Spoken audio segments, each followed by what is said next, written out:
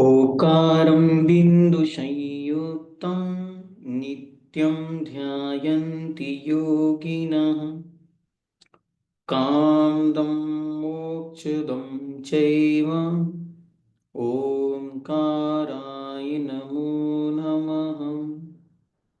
विलपंच परमेष्टि भगवान की जय। गुरुवर विद्यासागर जी, समय सागर जी, सुधा सागर जी महाराज की जय।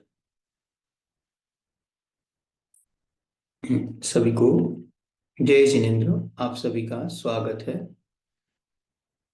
जीवकांड क्लास में।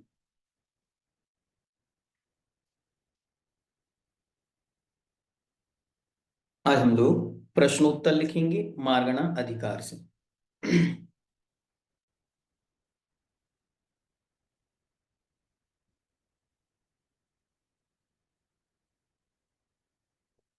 ह्रीं अरहं णमोचिनाणम मार्गणा महाअधिकार प्रश्नोत्तर गाथा नंबर 140।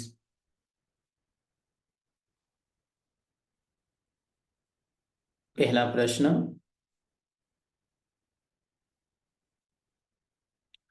मार्गणा महाअधिकार के मंगलाचरण में किसे नमस्कार किया गया है?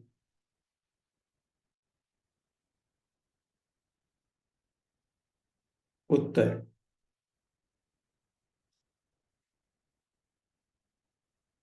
मोह रूपी शत्रु को नाश करने वाले जिनेन्द्र भगवान को। मोह रूपी शत्रु का नाश करने वाले जिनेन्द्र भगवान को।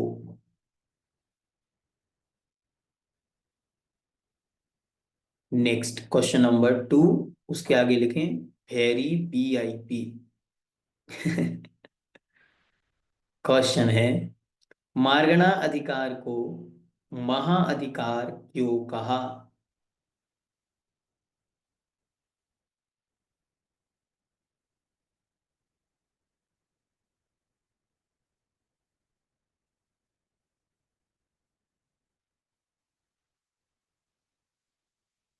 उत्तर में पेज नंबर 85 पर जो 4 बिंदु दिए गए हैं, वे चारों बिंदु हमको लिखने हैं। आइए उसे हम शॉर्ट कर आपके सामने रखते हैं। मार्गणाओं के वर्णन करने वाले इस एक ही अधिकार को महाधिकार शब्द से कहा गया। इसके अनेक कारण हैं। पहला कारण, इसके अंतर्गत विविध, ब्रैकेट में लिखें, अनेक प्रकार से गति इंद्रिय आदि 14 अधिकार हैं। इन 14 अधिकारों का समूह रूप एक ही मार्गणा नाम का अधिकार है। चौथे 14 छोटे छोटे अधिकार उसके अंडर होने से उसको एक महाअधिकार ऐसा नाम दिया।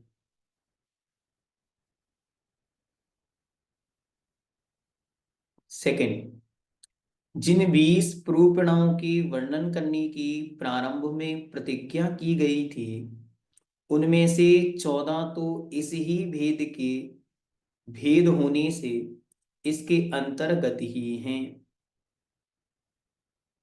दूसरा, प्रतिज्ञा की थी हम 20 प्रूपणाएं इस ग्रंथ में कहेंगे। अब उन 20 प्रूपणाओं में से प्रारंभ की जो 14 प्रूपणाएं हैं वो इसके अंदर आ जाएंगी। गुणस्थानों पर निकल गए, जीव समास को छोड़ दें, बचा मार्गणा, तो मार्गणाएं 14 इसके अंदर आ गई। थर्ड, जीव तत्व का निश्चय कराने में यह अधिकार सबसे अधिक प्रयोजनभूत है।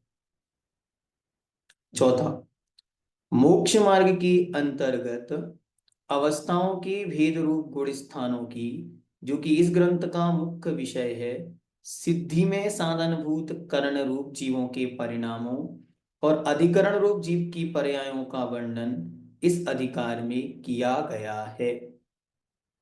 गुण स्थान के लिए क्या आवश्यकता है? जीव और जीव के परिणाम, तो दोनों की चर्चा इसके अंदर होती है।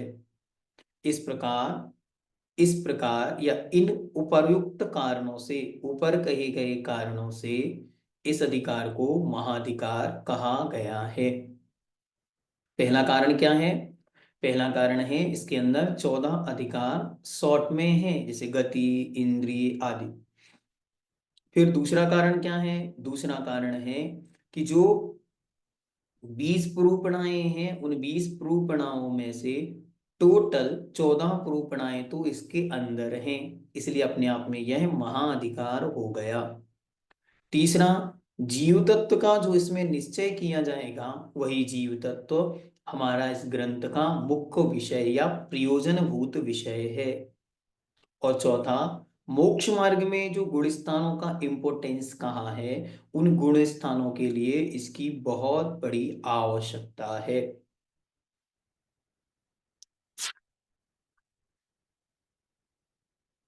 गाथा नंबर 141, 141।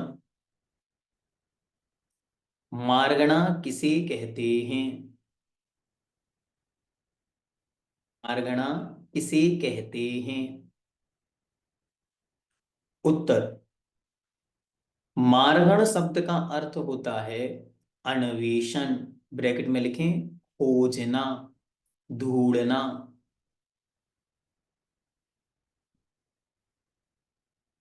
जिन परिणामों के द्वारा अथवा जिन अधिकरण पर्यायों के द्वारा जीव की खोज की जा सके, उसे मार्गणा कहते हैं। एकदम सरल शब्द करने हैं, तो जिन परिणामों के द्वारा अथवा जिन पर्यायों में जीव की खोज की जा सके, उसे मार्गणा कहते हैं। नेक्स्ट क्वेश्चन, मार्गणाएं कितनी होती हैं? उत्तर, मार्गणा 14 होती हैं। नेक्स्ट क्वेश्चन, 14 मार्गणाओं के नाम लिखिए। गाथा नंबर 142। आपको अच्छी तरह, संपूर्ण अच्छी तरह से याद कर लेनी है। मार्गणाओं के नाम बहुत अच्छी तरह हमें याद होने चाहिए। गति, इंद्रिय, काय, योग, वेद, कषाय, ज्ञान, संयम, दंशन, लेश्या, भव्यत्व, सम्यक्त्व, आहार, संज्ञा, ये आपकी 14 मार्गणाएं हैं। इसके लिए अच्छी तरह यदि याद हो तो गाथा याद कर ले, सबसे बेस्ट। गईंद्रिये सुखाये जो एवे कसायणाणीय संजम दंशन लेश्य भविया सम्मत्त सन्नियाहारे।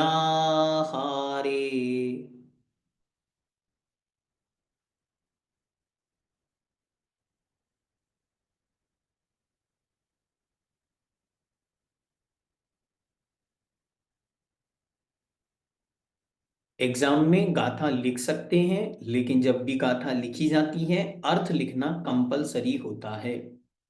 गाथा पूर्ति के अलावा किसी भी चीज में आप गाथा का प्रयोग करते हैं तो उसका अर्थ लिखना कंपलसरी होता है, ये सबको ध्यान में रखना है।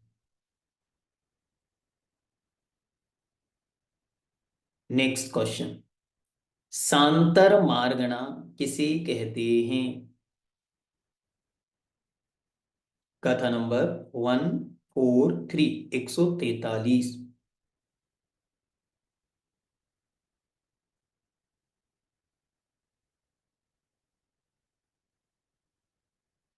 उत्तर, जिनमें अंतर विच्छेद नहीं पड़ता,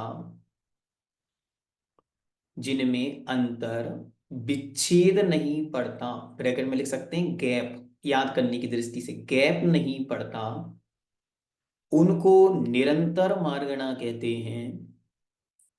तथा जिनमें अंतर विच्छेद, ब्रैकेट में लिखें गैप, पड़ जाता है, उनको शांतर मार्गना कहते हैं।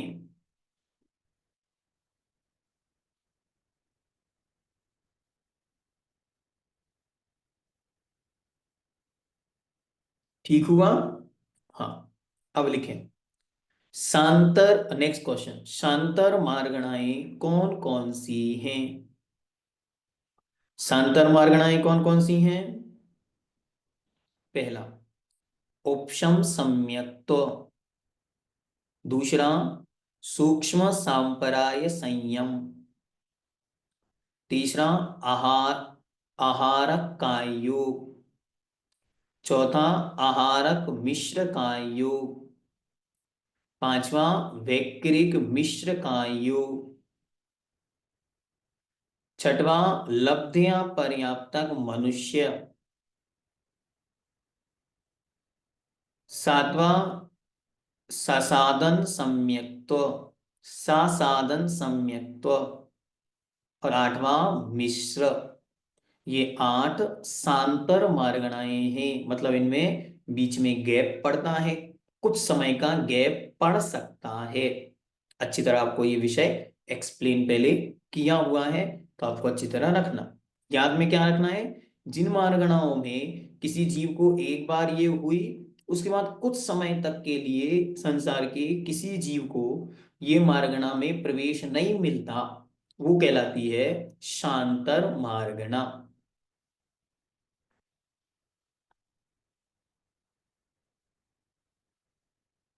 चलिए नेक्स्ट गाथा नंबर 144, 144।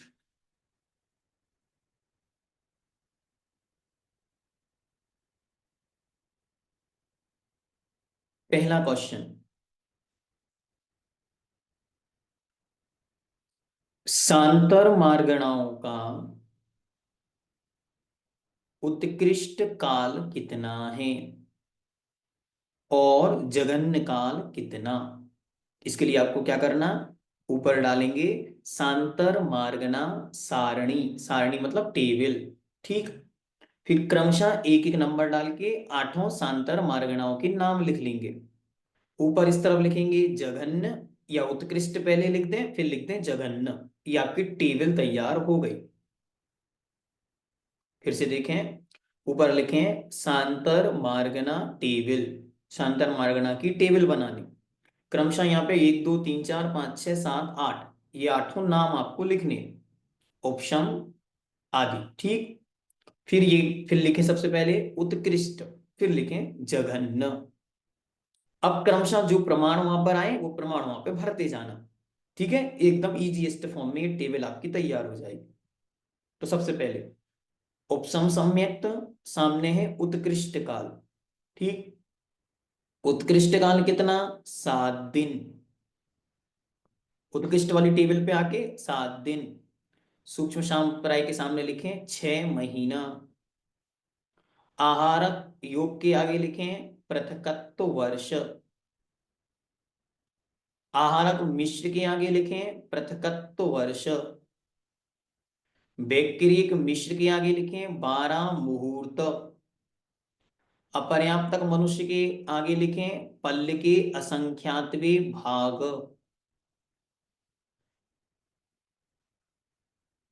सासाधन संयुक्त के सामने लिखें पल्ल के असंख्यातवे भाग, और मिश्र के आगे लिखें पल्ल के असंख्यातवे भाग। अब आएंगे जघन्य पे। जघन्य, तो सभी के सामने लिख दें जघन्य का एक समय।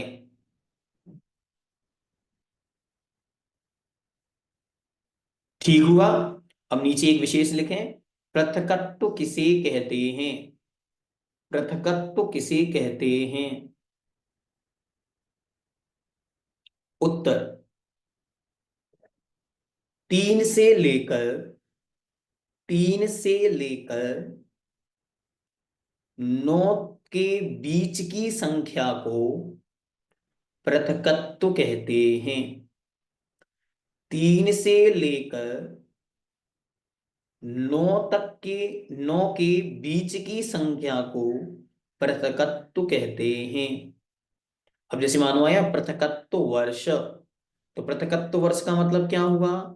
3 साल, 4 साल, 5 साल, 6 साल, 7 साल, 8 साल तक। ठीक। पृथकत्व मुहूर्त आया तो इसी प्रकार मुहूर्त में लगाना, 3 मुहूर्त, 4 मुहूर्त, 5 मुहूर्त, 6 मुहूर्त, 7 मुहूर्त, 8 मुहूर्त, इस प्रकार इनको लगाना।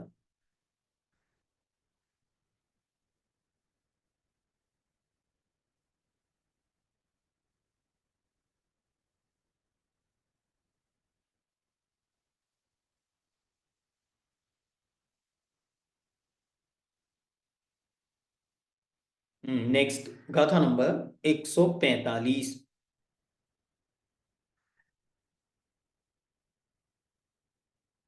ये 2 बिंदु मुख्य हैं, इनको बस आप इंपॉर्टेंट के रूप में वहां पे लिख लें बस। प्रथमोपसम सम्यक सहित पंचम गुण स्थान का उत्कृष्ट विरह काल 14 दिन है, और छठवें सातवें गुण स्थान का उत्कृष्ट विरह काल 15 दिन समझना चाहिए। ये विशेषता है प्रथमोपसम सम्यक्त की। गुण स्थान के साथ, गुण स्थान नंबर 5 के साथ 14 दिन, और छठवें सातवें गुण स्थान के साथ 15 दिन।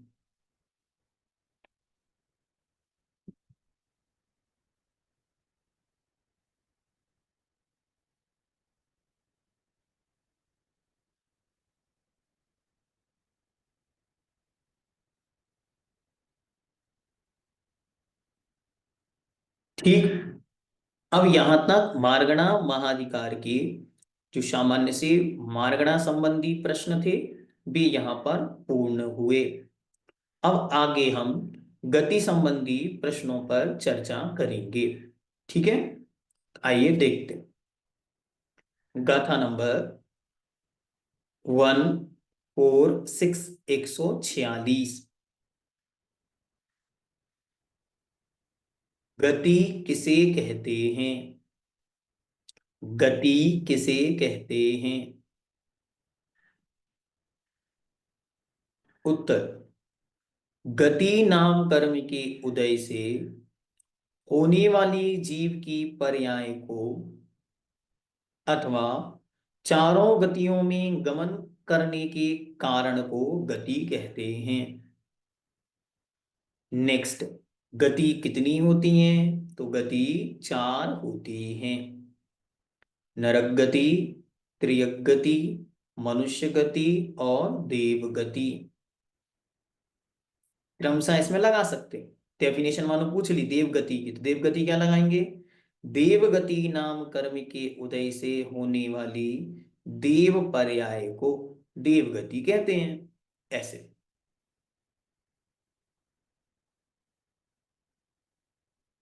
गाथा नंबर 147।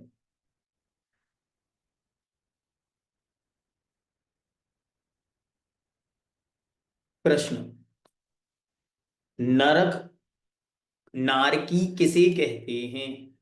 या नरक गति किसे कहते हैं? या नरक गति का स्वरूप, या नारकी का स्वरूप, या नरक गति किसे कहते हैं? उत्तर, जो द्रव्य क्षेत्र काल भाव में स्वयं तथा दूसरों में प्रीति को प्राप्त नहीं होते, उनको नारत नारकी कहते हैं। जो परस्पर में किसी भी रूप में प्रीति को प्राप्त नहीं होते, प्रेम भाव नहीं होता जिनमें, प्रीति का अर्थ है प्रेम भाव। नेक्स्ट, त्रियक गति का स्वरूप लिखिए, या त्रियंच गति किसे कहते हैं?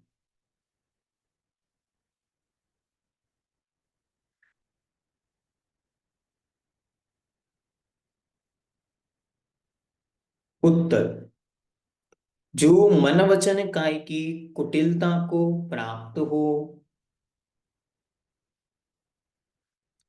जिनकी आहार आदि संज्ञा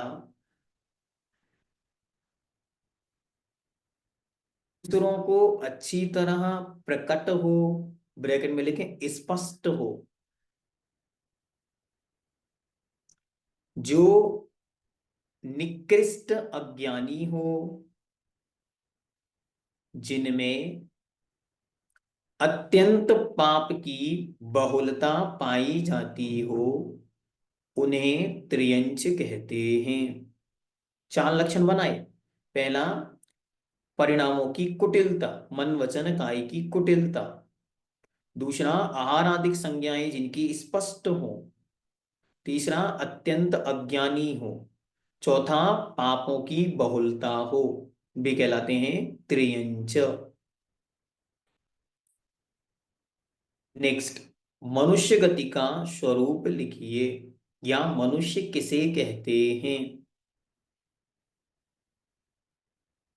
गाथा नंबर 149।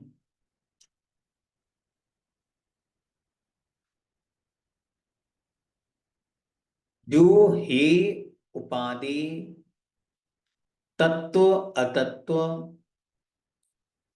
आदि का विचार करे, जो मन के द्वारा गुण दोष आदि का विचार करे, कलाओं में कुशल हो, मनुओं से उत्पन्न हो, उनको मनुष्य कहते हैं। फिर से, जो हे उपाधि तत्व अतत्व का विचार करे, जो मन के द्वारा गुण दोष आदि का विचार करे, कला आदि में कुशल हो, और मनुओं से उत्पन्न हो। इसे अच्छी तरह पहले हमने समझा दिया खूब विस्तार से। ठीक, उसके लिंक्स भी आपको डिस्क्रिप्शन में उपलब्ध हैं, वहां से आप देख सकते हैं।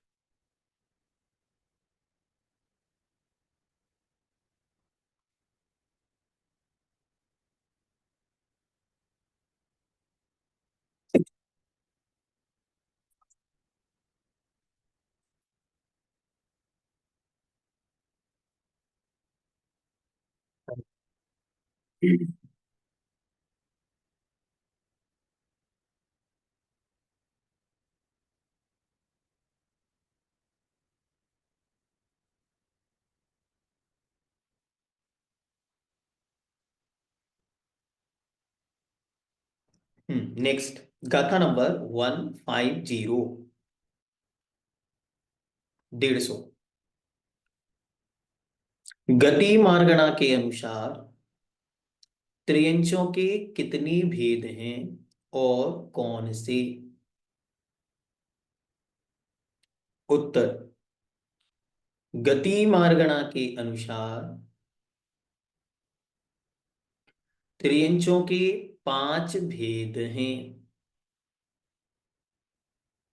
सामान्य त्रियंच, पंचेंद्रिय त्रियंच, त्रियंच पर्याप्तक योननी त्रियंच, और अपर्याप्तक त्रियंच।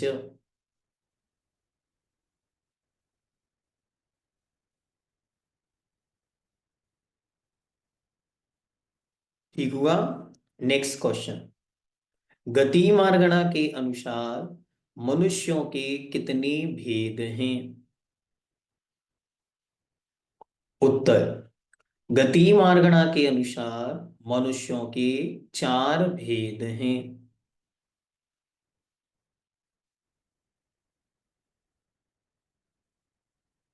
पहला, सामान्य मनुष्य। दूसरा, पर्याप्तक मनुष्य। तीसरा, मनुष्यनी। और चौथा, अपर्याप्तक मनुष्य। नेक्स्ट, गाथा नंबर 515, 151। देव किसे कहते हैं, या देवों का स्वरूप लिखिए।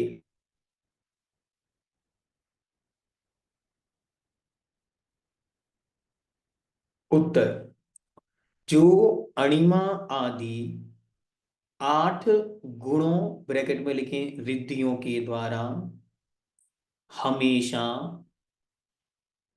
बिना रोक टोक के विचरण, या ब्रैकेट में लिखें विहार करते हैं, जिनका रूप, लावण्य, यौवन सदा प्रकाशमान रहता है, मतलब हमेशा चमकीले रहते हैं, उनको देव कहते हैं।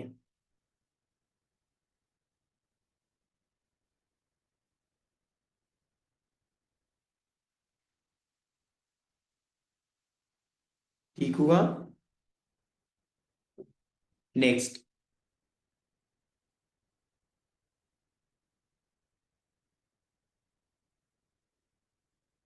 सिद्धों का स्वरूप लिखिए। ये यद्यपि हर गाथा में उसके अंत में आ रहा है, इसलिए विशेष इसमें कुछ भी नहीं है, लेकिन सामान्य से आप इसको ध्यान में रखना, बाकी इतना पर्याप्त है। तो 152 गाथा तक आपका विषय यहाँ पूर्ण हुआ। इसके आगे गति मार्गणा में जो संख्याएं हैं उनका वर्णन हम आपको अगली क्लास में लिख पाएंगे, ठीक है। फिर इसके बाद इंद्रिय मार्गणा और क्रमशः ये मार्गणाएं चलेंगे। यहां तक गाथा नंबर 142 से 152, मतलब टोटल 10 गाथाओं की प्रश्नोत्तरी आपके सामने रखी गई। आप अपना अभ्यास करें। शुभकामनाओं से, जैनम जयतु शासनम। ओम सिद्धम।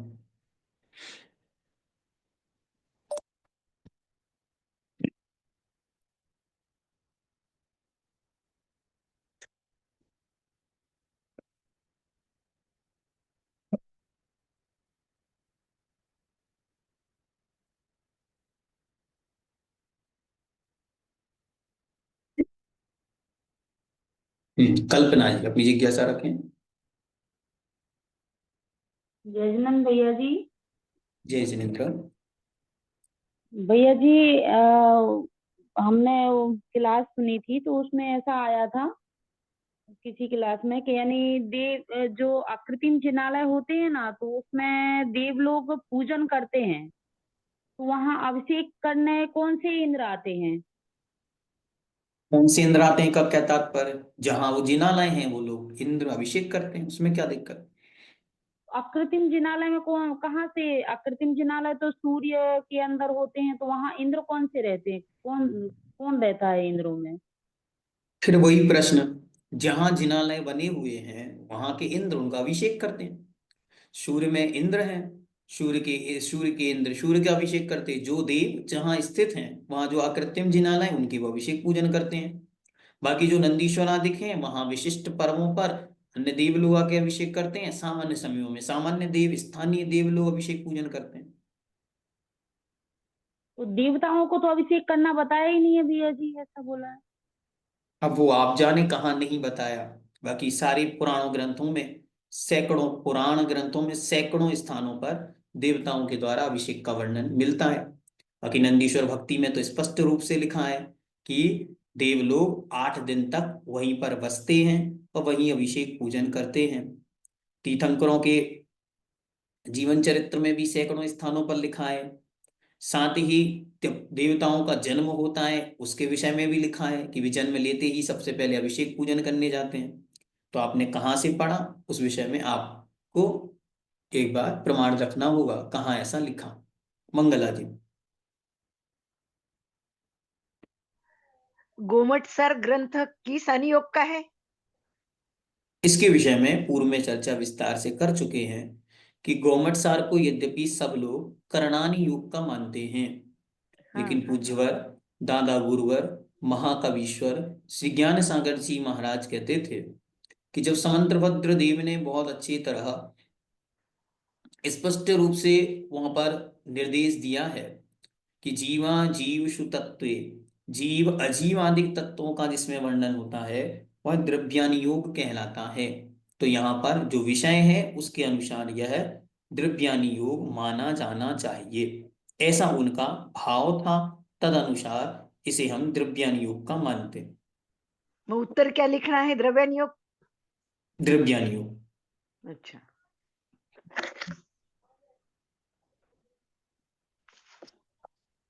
जय जी ने। प्रमीला जी।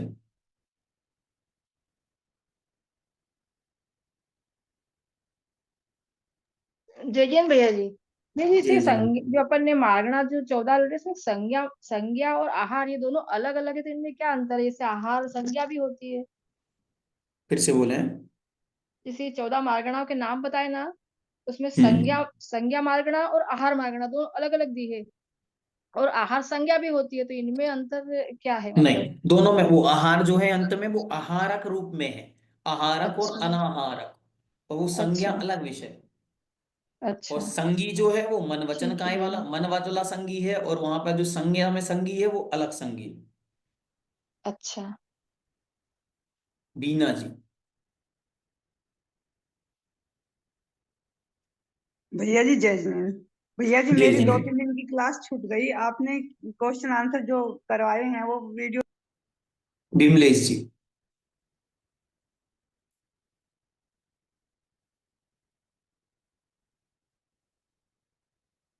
जय जिनेन्द्र भैया। जय जिनेन्द्र। भैया 126 नंबर गाथा में आया कि मतलब संयुक्त केवली को भी आप समुद्घात अवस्था में अपर्याप्त कहा है, ये कैसे? मतलब समझ में नहीं आया। उतनी देर के लिए उनके आत्म प्रदेश बाहर की ओर होते हैं, तो उतनी समय के लिए वे नवीन वर्गणाओं को ग्रहण नहीं करते। इस कारण उनको भी अपर्याप्त कहा है। वर्गनाओं का ग्रहण नहीं होने से उतनी देर के लिए उन्हें उस रूप में कहा है। ये मात्र कथन मात्र है, या फिर यूं कहो कि उतनी देर की व्यवस्था मात्र है। और किस कारण से है? तो वह क्योंकि उनके उस रूप में स्थिति है, इसीलिए। किस क्या स्थिति है? तो कहते हैं कि उतनी देर तक के लिए उनकी आत्मा जो है वो नए परमाणुओं को, जो नौकरों वर्गणाएं हैं, उनको ग्रहण नहीं करते, इसलिए उन्हें अनाहारक ऐसा कहते हैं। अच्छा, अपर्याप्त। हाँ, अनाहारक ही अपर्याप्तक, इसी कारण उनको अपर्याप्तक कहा। अनाहारक होने से ही अपर्याप्तक कहा। पर्याप्तक क्या होता है? जो वर्गणाओं को ग्रहण करने की शक्ति है वो पर्याप्तक है। तो पर्याप्त ग्रहण नहीं कर पा रहा वर्गणाओं को, या पर्याप्तक। हाँ सरोज जी। जय जिनेन्द्र भैया जी। जय भैया जी, जिनेन्द्र। प्राण प्राण पूर्णा से 132 नंबर की गाथा है, इंद्रिय फिर काय से आयु। फिर 132 से है। बोले। प्राण प्राण पूर्णा से 132 नंबर की गाथा है, इंद्रिय काय आयु ये तीन प्राण पर्याप्त अपर्याप्तक होते हैं। श्वास प्राण पर्याप्त, तो श्वास प्राण ये अपर्याप्तक में नहीं होते क्या? नहीं, इसीलिए तो लिखा है वहां कि स्वाक्षुक श्वास जो होती है वो अपर्याप्तक की नहीं होती। इसलिए अपर्याप्तक एक इंद्रिय के मात्र 3 प्राण होते, क्योंकि वहां पर श्वास नहीं होती, इसीलिए। फिर भैया वो जीते तो अच्छा एक इंद्रिय पेड़ वगैरह आ जाते हैं, एक इंद्रिय तो इनको श्वास नहीं होता। आयु आयु को ग्रहण मात्र करते हैं और छोड़ देते हैं। पेड़ से तात्पर्य नहीं लगाना, क्योंकि अपर्याप्तक अवस्था में तो मनुष्य भी होता है। पेड़ तो हाँ। श्वास लेते हैं। वहां पर अच्छा अवस्था ये है कि वो जन्म लेते हैं, एक श्वास में 8-10 बार वाला जो स्थिति बनती है, वह जन्म लेते हैं मरण हो जाते, जन्म लेते मरण हो जाते, वो वाली स्थिति। अच्छा। जय जिनेन्द्र भैया जी। नीलम जी। हाँ भाई भैया जय जी ये जिनेन्द्र। 14 स्थान दिए असंख्या। हेलो, हाँ भैया जय जिनेन्द्र। जी बोलिए। भैया जी ये जो 14 स्थान दिए हैं, असंख्यात भाग वृद्धि जघन्य, असंख्यात भाग वृद्धि उत्कृष्ट, ये थोड़ा सा मतलब मुझे समझ में नहीं आया। और क्या हमारे यहाँ कुछ कल्याणक थे, तो अभी 25 दिन से पता नहीं कितने बार लगे, मैं देख नहीं पाई, तो पूछना था 14 स्थान का कैसा क्या है। चंपा जी।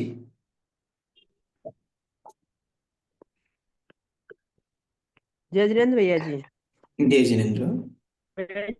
लब्धि किससे कहते हैं और कितने प्रकार की होती है, ये बातें बता। लब्धि मतलब होती है योग्यता। अब आप किसके विषय में लब्धि जानना चाह रहे हैं, नहीं, ये बताओ। इसीलिए कॉमर्स सार के प्रश्न में आया था, लब्धि किसे कहते हैं। नहीं, ऐसा कोई प्रश्न अभी तक मेरे ये देखने में प्रकार नहीं आया। कि लब्धि अलग अलग अर्थों में प्रयोग होती, जहां प्रयोग होती है वहां लब्धि जानना। जैसे लब्धि 5 होती है, कौन सी? जब किसी के छायोपशमिक भाव रूप लब्धि होती है। लब्धि 9 प्रकार की होती है, छायक भाव रूप लब्धि होती है। लब्धि 5 प्रकार की होती है, सम्यक दृष्टि को सम्यक दर्शन प्राप्त करने के पहले होती। लब्धि 1 प्रकार की होती है, जब इंद्रियों का वर्णन होता है, तो लब्धि उपयोग भाव इंद्रियों। इसलिए किस प्रसंग में लब्धि की चर्चा करनी है, ये पहले आपको क्लियर करना होगा। बीना जी।